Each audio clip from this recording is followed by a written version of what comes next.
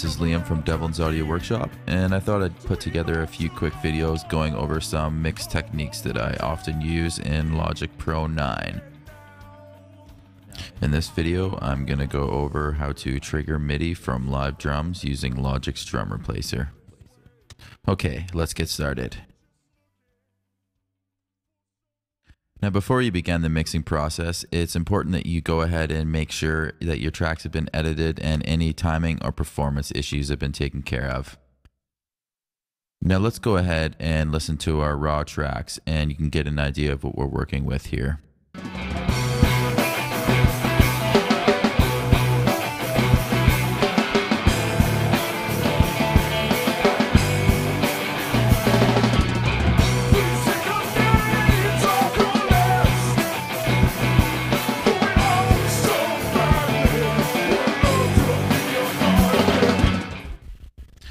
Okay, so as you can tell, it sounded pretty good. It's not a polished mix or anything, but the levels are pretty even and you can hear what's going on with all of the different instruments.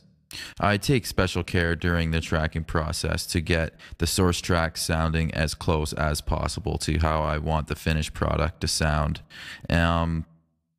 Really getting good source tracks is the most important part of modern sounding production. If you don't have good source tracks, there's not really too much you can do later on to get them sounding better. And even if you are able to work some tricks, it's not going to sound as good as it would have if you had have gotten good source tracks to begin with. The mix process is really more so about bringing out desirable qualities of the sound that are already there, adding depth and getting a little bit better definition and separation between the instruments than trying to doctor the tracks. Now, the first step in my mixing process is usually the drums. So that's where I'm going to start in this video. Now, I'll let you hear the raw, unprocessed drum tracks, and you can get an idea of what we're working with here.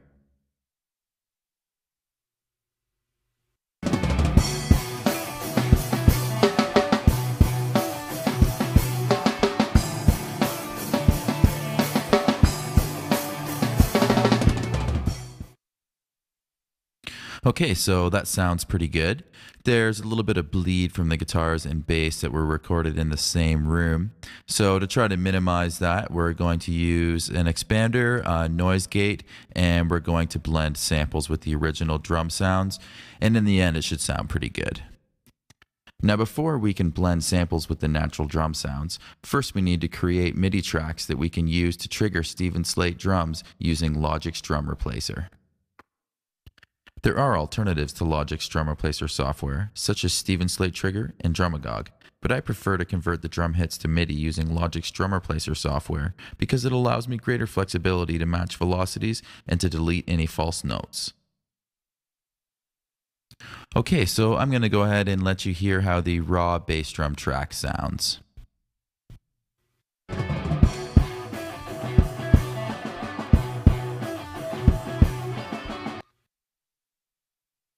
Okay, so as you probably noticed, there's quite a bit of bleed from the guitars and the other parts of the kit in the bass drum mic. Now, if I want Logic's Drum Replacer software to accurately detect these drum hits, I'm going to need to try to minimize that bleed as much as possible. So what I'm going to do is I'm going to use an expander and a noise gate to get rid of the bleed, and then I'm going to use a compressor and a transient designer to bring out the attack of the drum more so that Logic's Drum Replacer software will more accurately trigger those hits. So now I'm going to go ahead and open up the expander that comes with Logic's native plugin suite, and I'll pull down the threshold and ratio until I get the desired effect.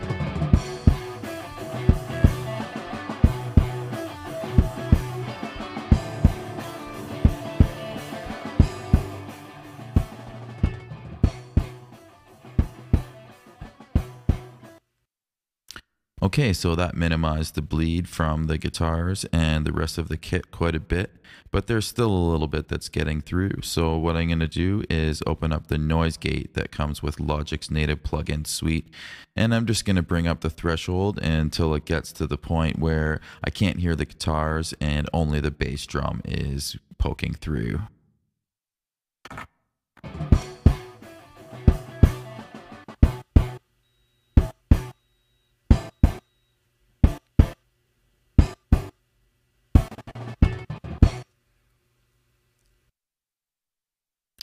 Okay, so that sounds pretty good. There still might be a little bit of bleed that's making it through, but what I'll do is after I have created MIDI tracks using Logic's Drum Replacer software, I'll just go through and delete any MIDI notes that don't correspond to actual drum hits. And now I'm just going to bring up the compressor that comes with Logic's native plugin suite, and I'm just going to get a couple decibels of gain reduction here at a pretty low ratio. And what that's going to do is just even out the dynamics of the hits a little bit. And finally, I'm going to open up the SPL Transient Designer. And what that's doing is just bringing out a little bit of attack in the drum hits. And that helps Logic's Drum Replacer software accurately detect the drum hits.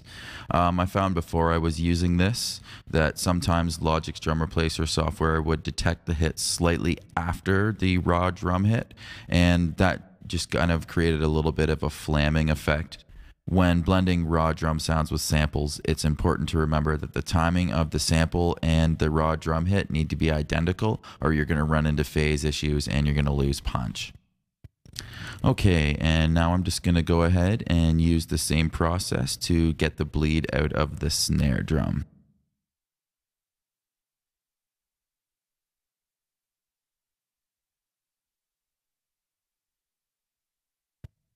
Okay, so let's move on to the toms. Now, my workflow with them is a little bit different than with bass drum and snare. Instead of using an expander and noise gate to bring the bleed out of the tracks, I'm using volume automation in Logic 9.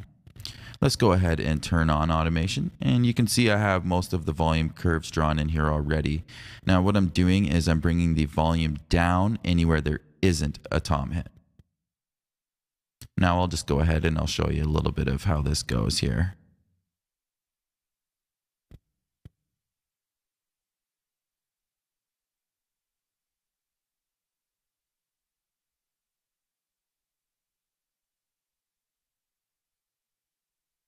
Now, the reason I don't use this process with the bass drum and snare is because it would be super tedious to go through and automate every snare and bass drum hit.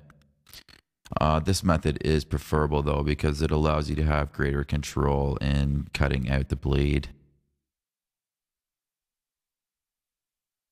Now, another advantage to blending samples with the raw drum sounds, and this applies particularly with bass drum and toms. Sometimes you have a little bit of resonance that leaks into the drum hit. So even after you've isolated the drum hits with an expander and noise gate or volume automation, there's still a little bit of resonance that bleeds into the hit. So when you're blending samples in there, you're getting nice clean hits, and it sounds a lot better when you apply processing. And you can get a lot better separation between the sounds. Now you can also create samples from the kit that you've recorded with and blend those with the natural drum sounds, but for the purposes of this video, I'm going to be using Steven Slate. Okay, and now once you've got all of those automation curves drawn in, you can zoom out, and now you can sit back and appreciate the fruits of your labor. Wasn't that bad with this song, but with more tedious songs, it is quite a feat. Okay, so now I'm just going to go ahead and I'm going to bounce off the bass drum, toms, and snare tracks.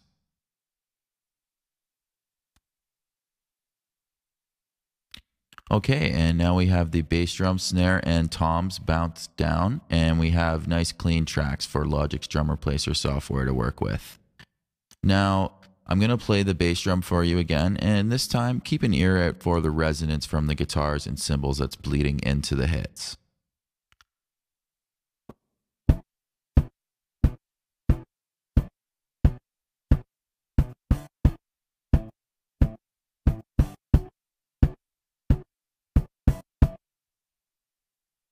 Okay. And now I'm just going to select the bass drum track. And then from the track menu, I'm going to select drum replacement doubling.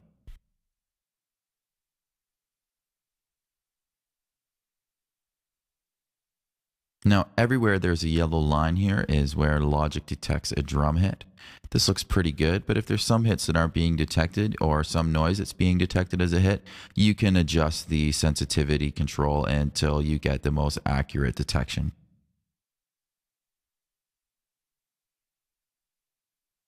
Okay, now what I'm going to do is I'll just select the MIDI track that I've just created, and then I'm going to open up the piano roll editor, and I will quickly go through and I'll just make sure that each of these MIDI notes I've created corresponds to an actual drum hit. And anywhere that it doesn't, I'll just delete out the false note. It helps to zoom in kind of small, and then you can just go through and eye it out. It looks pretty good. I think I did a pretty good job of isolating the kick drum.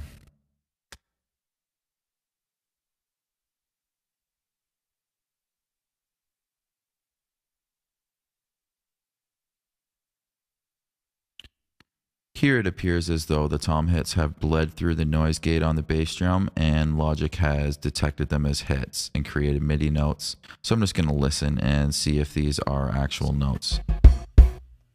Okay, no, so that is tom hits that have bled through. So what I'm going to do is I'll just go ahead and delete those MIDI notes. And it looks as though it has done it just ahead here a little bit, so I'm going to delete those as well.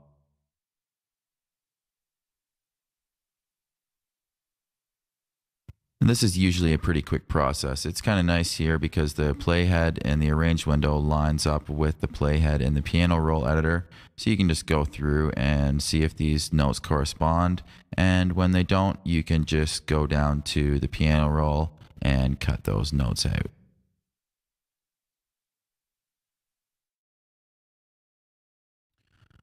Okay, and now what I'm going to do is I'll just go through and delete the rest of the MIDI notes that don't correspond to actual drum hits.